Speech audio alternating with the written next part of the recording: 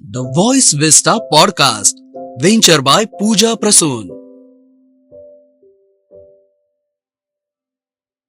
The voice vista venture by Pooja Prasoon आपका स्वागत करता है। Divine pathway a candid podcast show में एक आत्मा का सफर स्वामी श्री कंठानंद जी के साथ होस्ट राहुल ढोले के साथ हो रहे इन गहरे संवादों में स्पिरिचुअलिटी और प्रैक्टिकलिटी के संगम का अनुभव कीजिए और आंतरिक शक्ति की ओर अपने कदम बढ़ाइए। स्वामी जी जागृत नासिक, जागृत भारत, जागृत विश्व के संस्थापक हैं। उनका जीवन समाज को जागरूक करने और व्यक्ति के व्यक्तित्व को समृद्ध करने के लिए समर्पित है। तो चलिए सुनते हैं आज स्वामी जी को।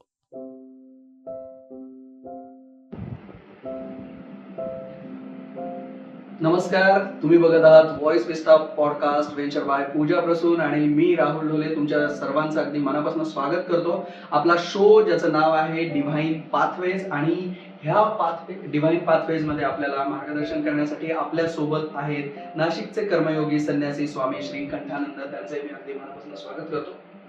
आणि सर, मागच्या एपिसोड मध्ये जो विषय आपण बोललो होतो की पुढचा जो एपिसोड असेल तर त्यामध्ये आपण आव्हानं जे आहेत, तर आव्हानामध्ये भक्ती कशी आपली मदत करू शकते त्यावरती तुमच्या परवानगीने मी सुरुवात करतो। सो पहिलाच प्रश्न असा आहे की जीवनातली जी आव्हानं आहेत किंवा अडथळे ज्याला आपण म्हणतो, तर भक्ती ही कशी मार्गदर्शक शक्ती म्हणून काम करते, म्हणजे कशा पद्धतीने ती भक्ती ही शक्तीचं स्वरूप घेऊन ती आपल्या आव्हानांवर मात करण्यासाठी येऊ शकते। जीवनामध्ये आव्हानं केव्हा तयार होतात की ज्यावेळेस त्या आव्हानांकडे आपण एकाग्र चित्ताने बघत नाही, त्या आव्हानांचं आपण विश्लेषण करत नाही। म्हणजे पुन्हा तोच विषय येतो की आपण प्रश्न करत नाही त्यांना की त्याच्यामध्ये खरोखरच असं आव्हानासारखं काही आहे का। Life is full of responses, reaction नाही द्यायची।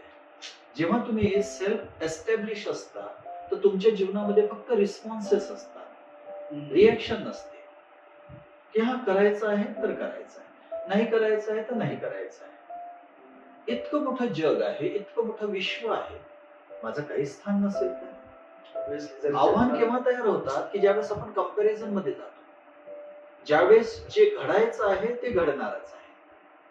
मागच्या ऑलवेज एपिसोडमध्ये तुम्ही कॉम्पिटिशनचं पण सांगितलं। Always be easy, not busy. Always be relaxed, not lazy.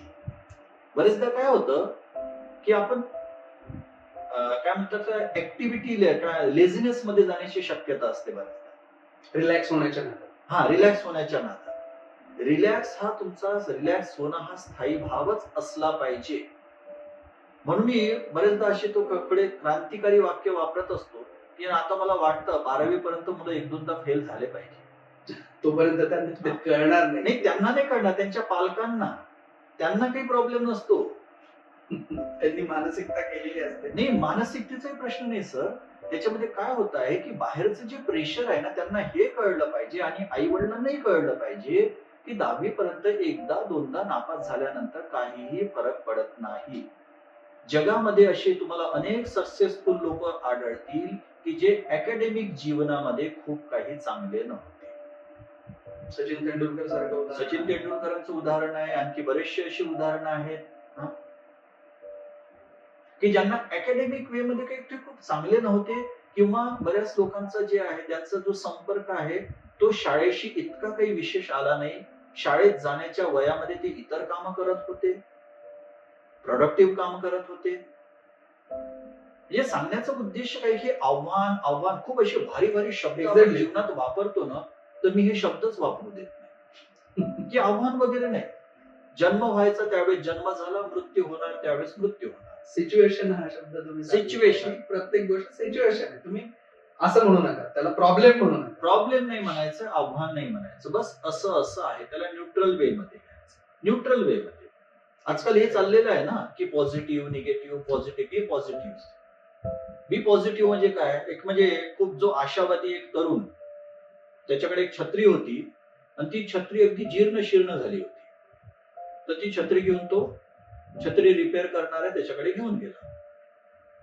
तर हा आशावादी तरुण मोठ्या मोठ्या कॉम्पिटिटिव्ह एक्झामची तयारी करत होता हम्म. आणि पुस्तकं वाचले पण पचलेले नाही.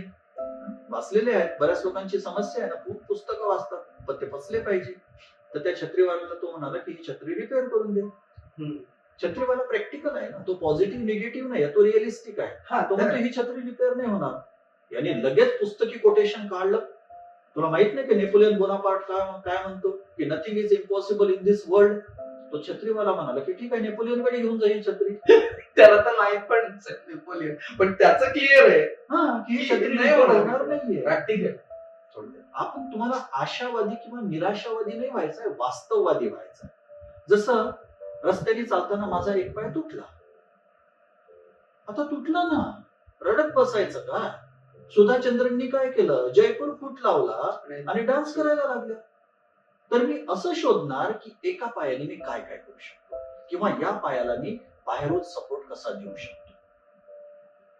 त्याला जर आव्हान म्हणायचं असेल तर आव्हान म्हणू शकता, पण कोणत्याही शब्दामध्ये निगेटिव्हिटी यायला नको. अडचण काय होते, आव्हान म्हटलं की काहीतरी निगेटिव्हिटी, संघर्ष म्हटलं की काहीतरी निगेटिव्हिटी. अहो, भारतामध्ये तपस्या हा जो शब्द आहे हा फुल्ली पॉझिटिव्ह शब्द आहे. ती प्रक्रिया आहे जीवनाची, तुम्हाला त्या प्रक्रियेमधून जावंच लागेल. तर ऋषीमुनींनी अविभाज्य आहे. ऋषीमुनींनी धनवान लोकांना सांगितलं की तुम्ही तुमच्या मुलांना पॅम्पर्ड करू नका.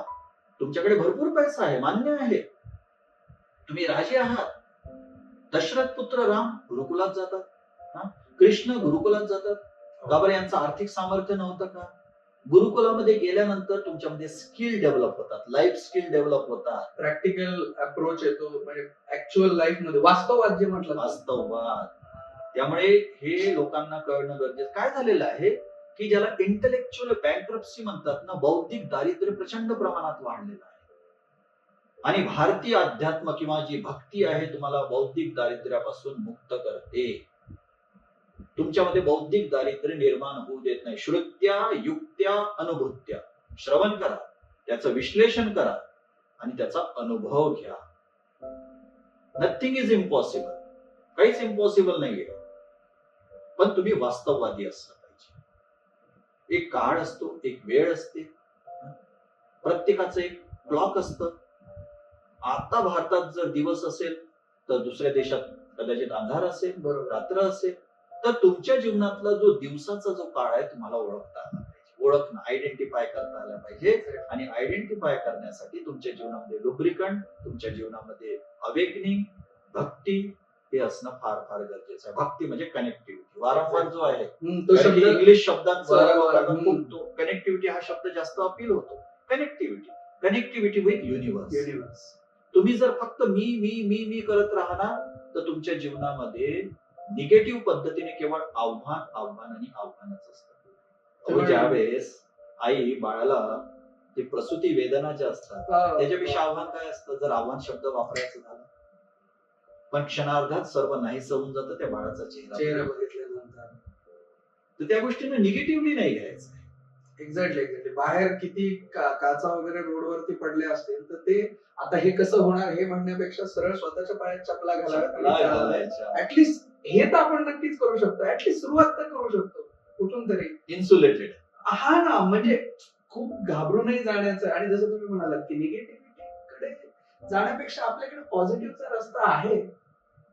सुरुवात तर करायला रिअलिटी वास्तववादीचा खूप खूप चांगला भाग आहे हा, की तुम्ही कशाला म्हणजे त्या गोष्टीमध्ये पडताय, तुम्ही वास्तववादी राहा.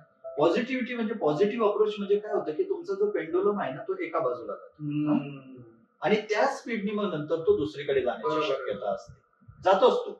आणि स्वामीजी ह्या बाबतीत आपण म्हणजे एज्युकेशन जर बघितलं ना, शिक्षण क्षेत्र जे आहे तर त्याच्यामध्ये काय होतं, खूप जी हुशार मुलं आहेत ना, म्हणजे माइंड ब्लोईंग हुशार, तीच थोड्याफार मार्कांनी कमी वगैरे पडली ना, म्हणजे ते डिप्रेशन मध्ये जातात. त्या मानाने जो ऍव्हरेज स्टुडंट असतो की जो की आपले 4 फटके खाऊन हा करतो अभ्यास वगैरे हे करून खेळतही असतो, हे करतो, ती मुलं आहेत ना फार पुढे गेल्यानंतर कुठलं तरी स्वतःचा व्यवसाय किंवा अशा ठिकाणी सेटल होतात ना की बाकीच्यांना असं आहे. मग त्यावेळेस हुशार विद्यार्थ्यांना तो सुद्धा सेटल झाला, आणि तो सुद्धा म्हणजे तो पहिल्यापासून जसं तुम्ही म्हणतात तो वास्तवदर्शी होता, त्याने स्वतःमधलं स्किल ओळखलं होतं त्यावेळेस की बाबा नाही मला हे अभ्यासाचं जमणार, मी चल हे करतो, मी माझी व्यवसाय चालवतो, पुढे जात असेल, किंवा मी माझा नवीन व्यवसाय निर्माण करतो. हे केलं. वास्तववादी असण्याचा तो फायदा. जीवन हे उलगडत जातं आणि जीवन जे उलगडत जातं त्याचे तुम्ही साक्षी आहात. तुम्ही बघायला शिका ती गोष्ट. तुमच्या जीवनामध्ये काय काय चाललंय ते बघणं फार गरजेचं आहे. त्याचं जे ऑब्जेक्टिव्ह अनालिसिस जे आहे ते करणं गरजेचं आहे. जीवनामध्ये व्यापकता असणं गरजेचं आहे. व्यापकता फार महत्वाचा. आणि भारताचा संदेश आहे व्यापकतेचा. अवघाचे संसार आता विश्वात्मके देवे, हा भारताचा संदेश आहे. शृण्वन्तु विश्वे अमृतस्य पुत्रा. फक्त भारताला नाही म्हटलंय, पूर्ण विश्वामध्ये जे विश्वाशी आम्ही कनेक्ट करतो. कनेक्टिव्हिटी, ज्यावेळेस कनेक्टिव्हिटी, तुमच्याकडे एक गोष्ट आहे माझ्याकडे नाहीये, तुमच्याकडे साखर आहे माझ्याकडे मीठ आहे, मी तुम्हाला मीठ देणार तुम्ही मला साखर द्या. परस्परम भावयन्तः श्रेयः परम वाप्स्यत. आपल्याकडे सुरुवातीला असंच होतं. याला बार्टर सिस्टम तोपर्यंत ही पैसा ही गोष्ट कुठे नव्हतीच. ते पूर्ण गावाच्या गावाचा 12 बलुतेदार आपण उगाच नाही. त्याचा आधार काय आहे? ऋषींनी दिलेली जी सत्याची प्रतिष्ठा, सत्य प्रतिष्ठित. आणि तो भारत सांगायला म्हणजे आवडेल, तो भारत अजूनही जिवंत आहे. फक्त तो झाकला गेलेला आहे, तो उजळला गेलेला, त्याच्यावर आवरण चढलेलं आहे, पण सत्य नष्ट होत नाही. मला या माध्यमातून सांगावंसं वाटेल की स्वामी विवेकानंदांचं न्यूयॉर्कचं एक भाषण आहे. तिथे म्हणतात की the Indian nation cannot be killed. भारताला कोणीही नष्ट करू शकत नाही. Deathless it stands.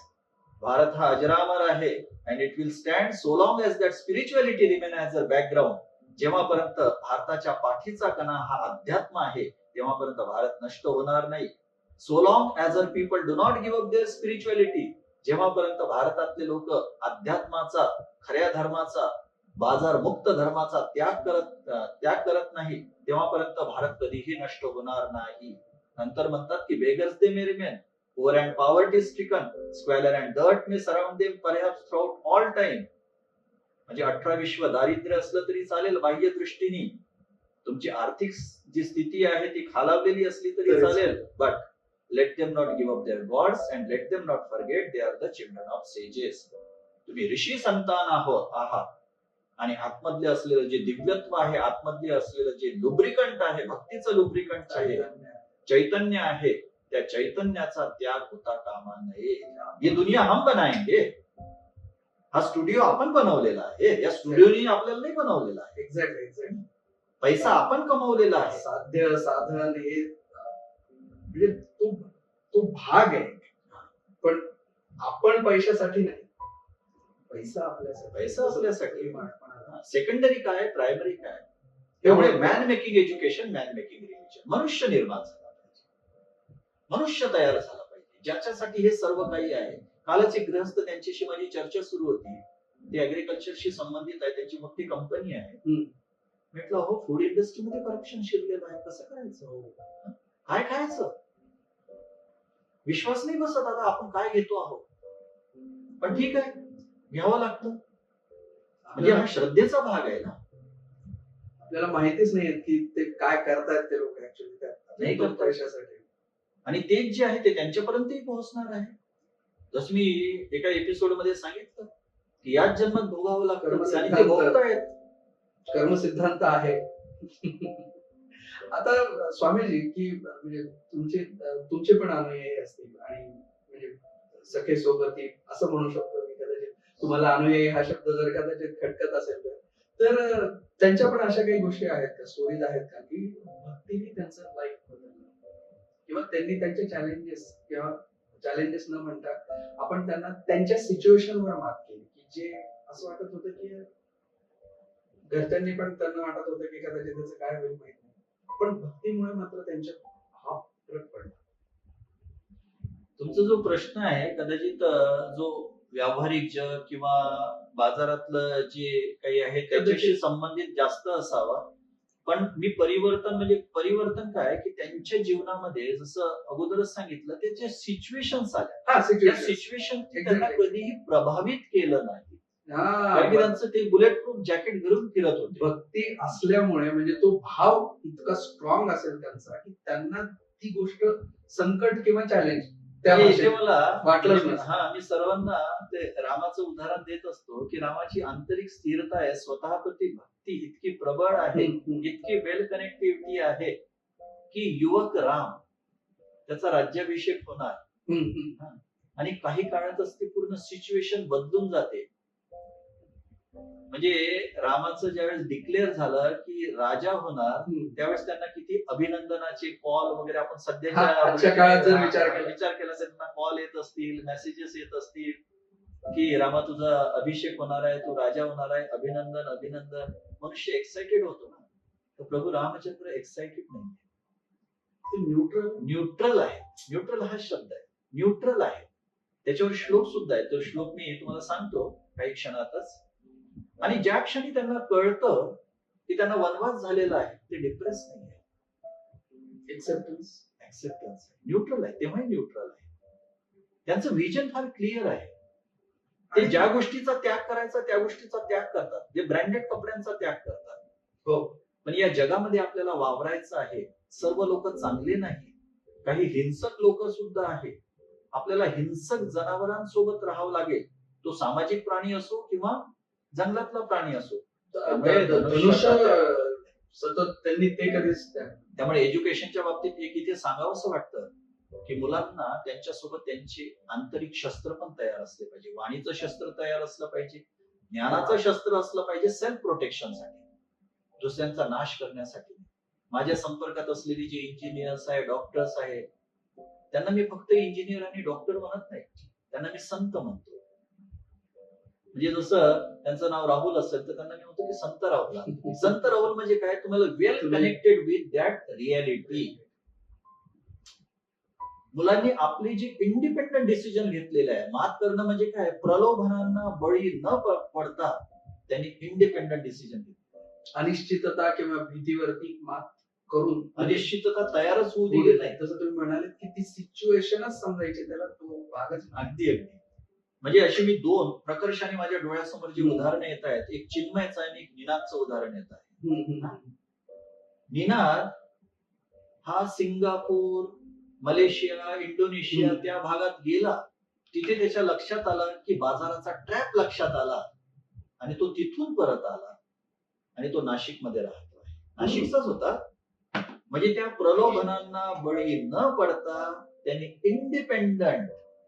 इंडिपेंडंट हा शब्द फार महत्वाचा आहे. इंडिपेंडंट डिसिजन घेतला, कोणत्याही प्रभावाखाली नाही. दुसरं जे चिन्मयचं जे उदाहरण आहे, त्यांनी MS अमेरिकेमध्ये केलं.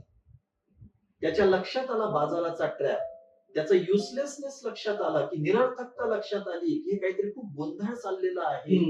पैसा गरज आहे, पण पैशाला वास्तविकतेपेक्षा जास्त महत्त्व दिलं मूर्खपणाचं ठरेल. तो चिन्मय अमेरिकेतून परत आला. मी त्याला म्हणत असतो की तुझ्या समोर इतके अप्सरा वगैरे असताना तू इथे परत आलेला आहे, तुझ्यामध्ये ते संतत्व आहे म्हणून, आणि तो आता पुण्यात आहे.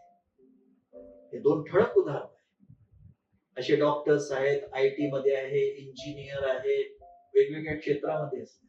मगाशी तुम्ही जे प्रभू रामचंद्रांचं उदाहरण दिलं त्याचा श्लोक राहतो. हा, तो श्लोक आहे.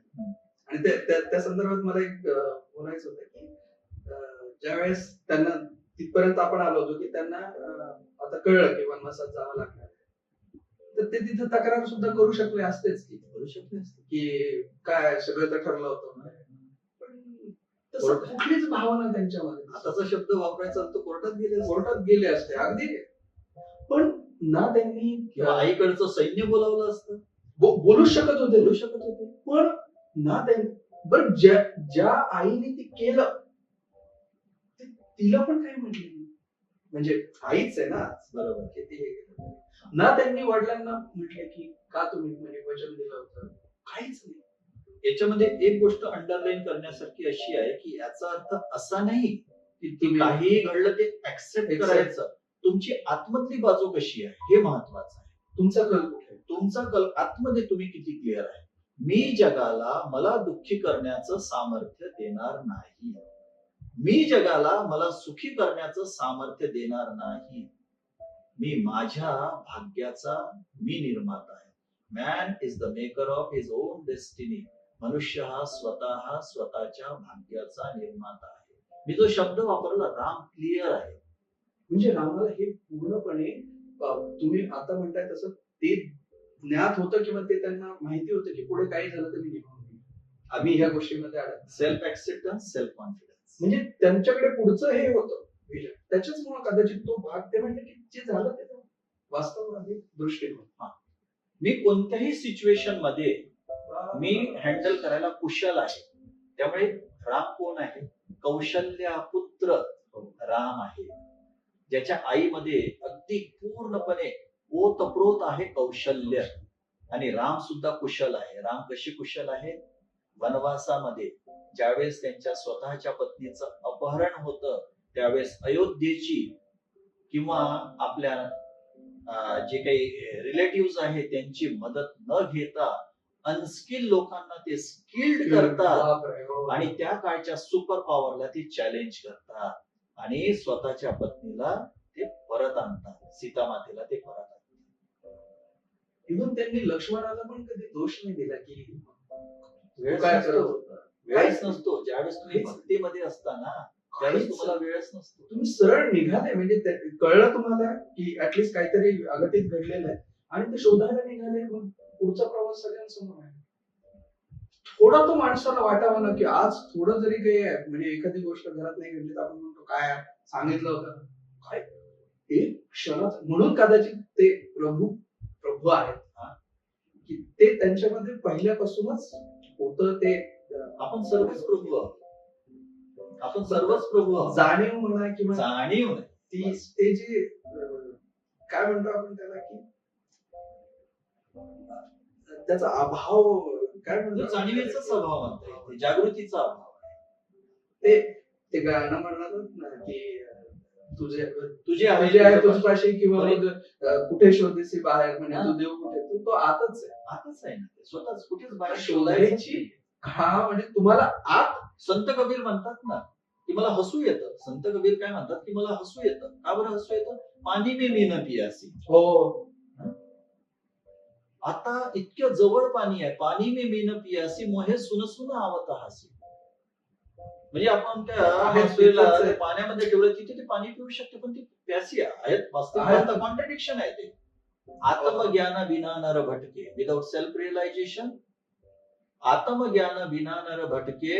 आत्मज्ञानाशिवाय लोक भटकतायत कुठे? कोई मथुरा कोई काशी. इतकं तीर्थाटन करतो म्हणजे सतत मोबाईल चार्जिंगला असतो पण नंतर बघितलं 10%च दिसत. व्यवहारात दिसतच नाही कुठे. हेच जर ते ज्ञान घेऊन जर त्यांनी ते केलं तर कदाचित त्या गोष्टीला अजून जास्त कदाचित गरजही नाही. ज्ञान म्हणण्यापेक्षा ती त्या जाणीव नाही कदाचित गरजही पडणार नाही. ज्यावेळेस तुमच्या जवळच म्हणजे तुमच्याकडेच तो एनर्जीचा स्त्रोत आहे म्हटल्यानंतर तुम्ही इकडे तिकडे जा. तर श्रोत्यांसाठी तो जो रामाच्या तो श्लोक आहे, प्रसन्नताम यानगत अभिषेकतः. प्रसन्नताम यानगत अभिषेकतः तथा न ममलो वनवास दुःखतः मुखाम्बुज श्री रघुनंदनस्य मे. मुखाम्बुज श्री रघुनंदनस्य मे. तो राम माझ्यावर प्रसन्न हो. तो राम कसा आहे? त्याला राज्याभिषेक होणार, रामाचा राज्याभिषेक होणार म्हणून एक्साइटेड नाही. वनवास झाला म्हणून डिप्रेशन मध्ये नाही. असे जे प्रभू रामचंद्र आहे, सदास्तुसा मंजुल मंगल प्रदा. माझ्यासाठी मंगलमय राहो देवा. ती स्टॅबिलिटी मला नेहमी असू दे. राम आपल्यासाठी खूप मोठा आदर्श आहे आणि आपण रामनगरीमध्ये आहोत, कौशल्य नगरीमध्ये आहोत. एक्झॅक्ट. नाशिक हे फार महत्वाचं स्थान आहे. नाशिक म्हणजे त्याला कंडेन्स्ड इंडिया म्हणू शकता. संक्षिप्त भारत आहे हा. बहुआयामी असा जिल्हा आहे. काय नाही या जिल्ह्यामध्ये. म्हणजे आत्मसाक्षात्काराची भूमी आहे.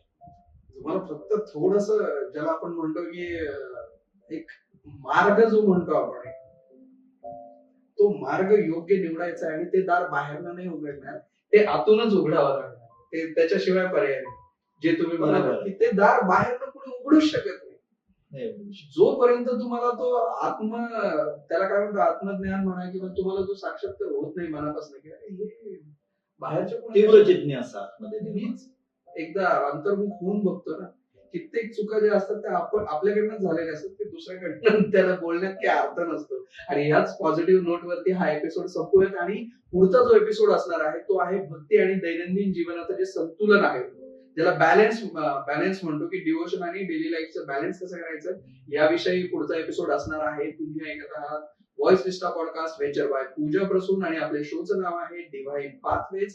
आणि आपल्या सोबत याचं मार्गदर्शन करण्यासाठी या प्रवासामध्ये आहेत नाशिकचे कर्मयोगी संन्यासी स्वामी श्री कंठानंद. स्वामी दोघे आता आपला निरोप घेतोय. लवकरच भेटूयात पुढच्या एपिसोड मध्ये. तोपर्यंत आपला दिवस शुभ असो. धन्यवाद.